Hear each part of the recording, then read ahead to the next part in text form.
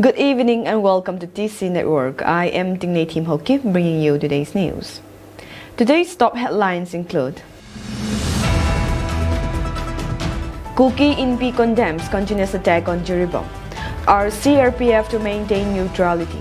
Also requests for transfer of CRPF DIZ. Kuki Zoo requests MHA to expedite demand for political solution. News in details. The Kuki MP vehemently condemns the state-sponsored attack against Sizang and Mungbung villages in Jiribam district. The armed assault began at about 9:40 a.m. by a combined force of Mayday State Forces and Valley-based insurgent groups VBIGs, including the Arambay Tingo. The Kuki MP further denounces the deliberate failure of the CRPF to maintain neutrality but collude with the Mayday militants in the attack against the Kuki Zoo villages under the command of Huidrom Premzit DIG CRPF, causing the regrettable death of a CRPF Jawan. The sustained and coordinated attacks on the Kuki Zoo people in the Jiribam region represent a ruthless attempt to further the ethnic persecution campaign of the Manipur state government and radical Mayday leadership. This has severely disrupted the daily life, safety, and security of the Kuki Zoo community. Hundreds of villagers have been compelled to flee their homes in Jiribam due to ongoing oppression by Mayday armed groups, with many now displaced in relief camps. At present, there are already over 45,000 Kuki Zoo people who have been displaced from their homes, and the Jiribam campaign is adding salt to the wounds of the struggles and distress faced by the Kuki Zoo people. In response to these attacks, the Kuki MP urgently calls upon the Government of India to ensure the safety and security, as well as lasting peace and stability for the Kuki Zoo people. The relentless attacks on our lives and properties constitute gross violations of human rights and challenge the constitutional principles of justice, liberty, and equality. For more than a year now, the Kuki Zoo people have faced an open persecution under the patronage of the Mayday state government, undermining the justice and peace principles of our country. Therefore, the Kuki MP, as the apex Kuki body, hereby makes this ultimate call to concerned authorities to withdraw all Mayday Central Armed Forces from Kuki Zoo areas and also prohibit the Mayday state forces to operate in Kuki Zoo areas. Their continued presence in Kuki Zoo regions exacerbates tensions and hampers efforts to restore peace in the region. Individuals as Huidrom Premzit DIG CRPF and Nectar Sanjembam SSP Manipur police have been reported for gross misuse of their forces to target Kuki Zoo civilians, further deepening the conflict. The persistent violence and targeted aggression is proof that the current administrative framework fails to protect the rights and lives of the Kuki Zoo people. Establishing a distinct administrative region for the Kuki Zoo people is crucial to provide our people with the security, representation, and autonomy that we deserve, ensuring peace and stability in the region. Asserting that military operations would not bring peace in Manipur, the Indigenous Tribal Leaders Forum ITLF, a Kuki Zoo civil body in Lamka, has earnestly requested the Ministry of Home Affairs, Government of India, to expedite their demand for a political solution, a union territory with legislature for the Kuki Zoo community under Article 239A of the Constitution. In an open letter to Amit Shah, Union Home Minister, Government of India, ITLF said, the nature of the conflict, the death, destruction, and radicalization of the Mayday community means that the Kuki Zoo community will not be able to live a safe and dignified life in Manipur, even if some semblance of peace is enforced by the military. Expressing serious concerns over the rising cases of the central agencies' high-handedness towards Kuki Zoo village volunteers who are facing the brunt of violence in the ongoing ethnic conflict. The Indigenous Tribal Leaders Forum, a conglomerate of recognized tribes in Lamka, Outer Manipur, stated that a number of cases warranted condemnation, especially those that occur in Jiribam's Paitol village and Mungbung village. 7 Kuki women were beaten up by Central Security Forces and 2 village boys were taken into custody. Furthermore, 3 Kuki village volunteers were arrested after an arson attack on the home of El Hengjol village chief, and 5 Kuki women beaten up by security forces had to be rushed to Nonay Hospital for treatment. Additionally, security forces set fire to the home of the General Secretary of Kuki Inpi, Jirbam Nonay and Tamenglong, it mentioned. Meanwhile, ITLF stated, the majority community which controls all the state's resources is still carrying out its ethnic cleansing campaign against the Kuki Zos. Even to this day, we are still witnessing the burning of the Kuki Zo houses in Jiribam by Arambay Tengol militants, while Central Security Forces seem to have been ordered to concentrate on rounding up Kuki Zo village defenders. ITLF said, adding that the National Investigation Agency NIA was also arresting people on terror charges for simply trying to protect their community. NIA should not be used as a tool for suppression. Genuine cases can be taken up after a political solution is in place, it said. The tribals said that, time and again, they have been witnessing the Meitei terrorists from UNLF and Arambay Tengol crossing the so-called buffer zones to attack tribal settlements, which necessitates the deployment of armed village volunteers to protect their homes and families, a fundamental right in every country. The recent instances of security forces arresting tribal volunteers and confiscating their weapons are not only blatantly unfair, but also increase the vulnerability of Kuki Zo villages along the foothills, it stated. While combing operations are in full swing in Kuki Zo areas, Meitei militants with automatic weapons are freely operating in the state's capital and surrounding valley. State police and central security forces have become mere spectators as these militants travel freely in vehicles, brandishing guns and openly calling for the genocide of the Kuki Zo tribes, ITLF said. The forum alleged that around 6,000 weapons and lakhs of ammunition looted from state armories were still being held by the Meitei militants. But no sincere efforts has been taken to retrieve these stolen weapons, and none of the militants' leaders, including Arambay Tengol Chief Karaungan Bakuman, have been arrested. It warned that the Kuki Zo people would not cooperate with the security forces if they continue to act in a biased manner. Action cannot be one-sided, it stated.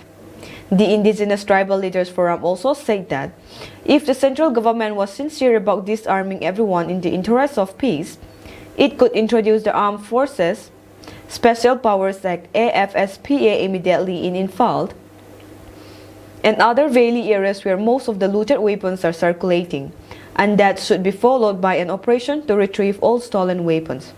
To address the bogey of illegal immigration, ITLF said the government should document all the people who have fled to Manipur due to the crisis in Myanmar, issue ID cards and house the refugees in designated camps. We are tired of being repeatedly referred to as illegal in our own land to justify the agenda of a majoritarian government and the actions of militant Meitei groups, it stated. On issue of the Chief Minister of Manipur and the Meitei people, who have been frequently referring to the Kuki Zo people as narco-terrorists, the forum asserted that, while some people may have engaged in poppy cultivation, this does not mean that the whole community supported or took part in the practice. On the contrary, they consistently backed the government's efforts to combat the state-struck problem. It should be mentioned that other tribes in Manipur, including Meiteis, also engaged in the practice of poppy farming. Meitei propagandists created the myth of the narco-terrorists to malign the Kuki Zo community. Regarding Chief Minister Biren Singh's recent remarks in which he said peace talks have started, the open letter said that ITLF's leadership and leaders of other tribal CSOs were not aware of any talks. The CM should stop spreading rumors to gain public support. If some people have taken part in any meeting, they are doing so in their personal capacity, it added.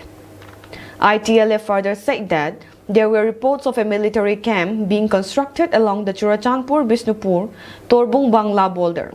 In this regard, the forum has requested authorities to relocate the camp somewhere in the middle of Bisnupur and away from Churachandpur so that no necessary tension is created. 5 members of the Kangleipak Communist Party (KCPN) Nongdren Khomba group were arrested on July 14 as security forces foiled an attempt at kidnapping and extortion plot in Kakching Khunau, Manipur. The arrested individuals identified as Soibam Lanchanba Meitei 25, Soibam Manoj Singh 27, Haisnam Dipak Meitei 39, Namay Rakpan Nelson Singh 20, and Nongthombam Leisimba 23 were reportedly planning to abduct a person for ransom. During the operation, security forces seized several items from the suspects: 2 pistols, each with a magazine loaded with 5 live rounds, 3 mobile phones, 3 camouflage uniforms, and 1 Bolero vehicle without a license plate. Local authorities have registered a case and initiated further investigation into the incident. Assam Chief Minister Himanta Biswa Sarma said on Sunday that those who come after 2015 would be deported as per the Citizenship Amendment Act rules. Only 2 people have applied so far. Anybody, according to CAA, who has come to India before 2015, they have the first right to apply for citizenship, he said. If they don't apply, we will lodge a case for them. So this is a statutory instruction. We will deport those who have come after 2015, he added. This comes after Sarma had said in March that CAA would be completely insignificant as there would be least applications in the state. Only 2 persons have applied so far who came up before 2015. Out of 5 applications, 3 were not present in the hearing and only 2 have applied for CAA, he said. The Chief Minister remarks follow the central government's notification of rules for the CAA, aimed at granting citizenship to undocumented non-Muslim migrants who entered India on or before December 31 from Bangladesh, Pakistan and Afghanistan. The All Assam Students Union, AASU, and 30 indigenous organizations have staged protests against CAA by burning copies of the law in several locations across the state, including Guwahati, Barpeta, Lakhimpur, Nalbari, Dibrugarh, and Tezpur. U.S. security agencies have identified 20-year-old Thomas Matthew Crooks of Bethel Park, Pennsylvania as the suspect in the attempted assassination of former U.S. President Donald Trump at a campaign rally. Crooks was shot and killed by the U.S. Secret Service seconds after he allegedly fired shots towards a stage where Trump was speaking in Butler. The FBI said it was working to determine a motive for the attack, in which 1 rally attendee died and 2 other spectators were critically injured. Trump was shot in the ear. State voter records show that Crooks was a registered Republican, according to several U.S. media reports. The FBI named 20-year-old Thomas Matthew Crooks as the subject involved. He was shot dead by the Secret Service. He was a registered Republican, according to state voter records. The upcoming November 5 election would have been the first time Crooks have been old enough to vote in a presidential race. Crooks live about an hour away from where the shooting took place in Butler. The Federal Aviation Administration said that it closed the airspace over Bethel Park for security regions. When Crooks was 17, he made a $15 donation to Egg Blue, a political action committee that raises money for left-leaning and Democratic politicians, according to a 2021 Federal Election Commission filing. According to Reuters, the donation was earmarked for the Progressive Turnout Project, a national group that rallies Democrats to vote. Crooks' father, Matthew Crooks, 53, told CNN that he was trying to figure out what happened and would wait until he spoke to law enforcement before speaking about his son. According to the Petersburg Tribune Review, Thomas Crooks graduated in 2022 from Bethel Park High School. He received a $500 star award from the National Maths and Science Initiative, according to the newspaper. U.S. law enforcement officials said on Saturday that Crooks carried no identification to the site of the shooting and had to be identified using other methods. USA Today reported that dozens of law enforcement vehicles were stationed outside the residence listed at the address on Crooks' voter registration record. A video surfaced on the internet showing a far-left activist who allegedly tricked the media into reporting that he was Thomas Crooks. On Saturday, gunfire erupted in the midst of Trump's speech, prompting him to cover his right ear before Secret Service agents tackled him to the ground. Moments later, Trump stood up, instructed his security detail to wait, and raised his fist, urging the second crowd to fight. A senior law enforcement source told the Post he came within inches of having his face shot open. At least one attendee was killed, and 2 others were critically injured, the Secret Service reported. Bystander footage from the aftermath shows what appears to be a deceased man in light-colored military fatigues on a rooftop near the rally stage.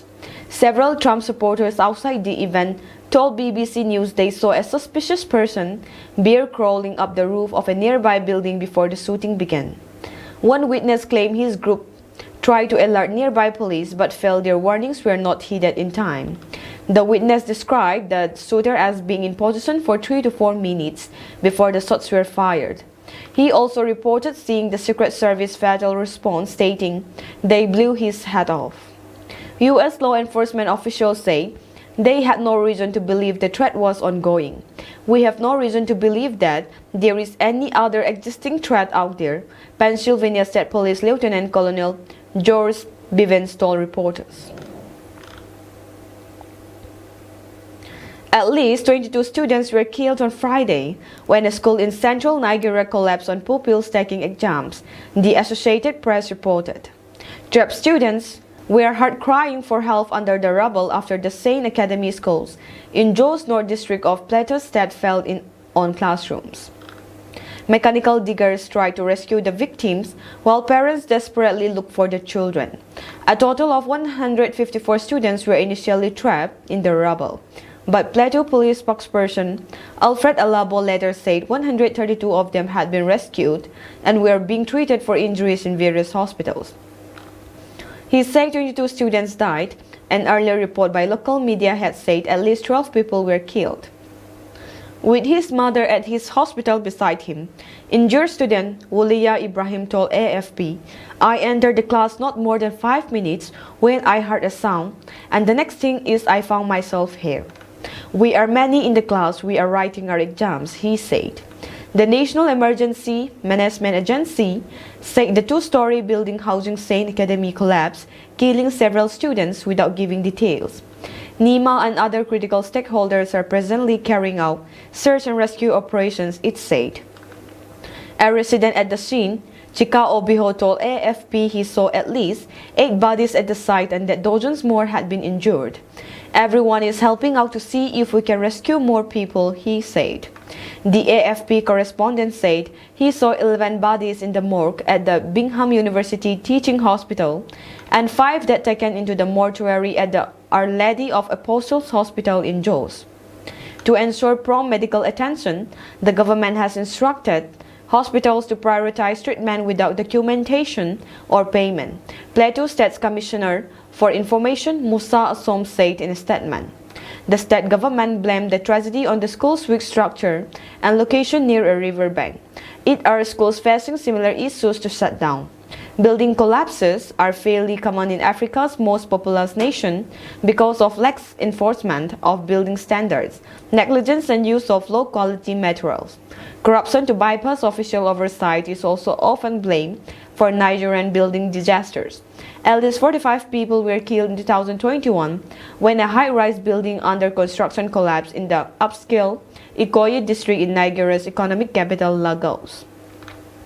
10 people were killed when a 3-story building collapsed in the Ebuti Mita area of Lagos the year after. Since 2005, at least 152 buildings have collapsed in Lagos, according to a South African university researcher investigating construction disasters. That is all for today's news, and have a pleasant evening ahead.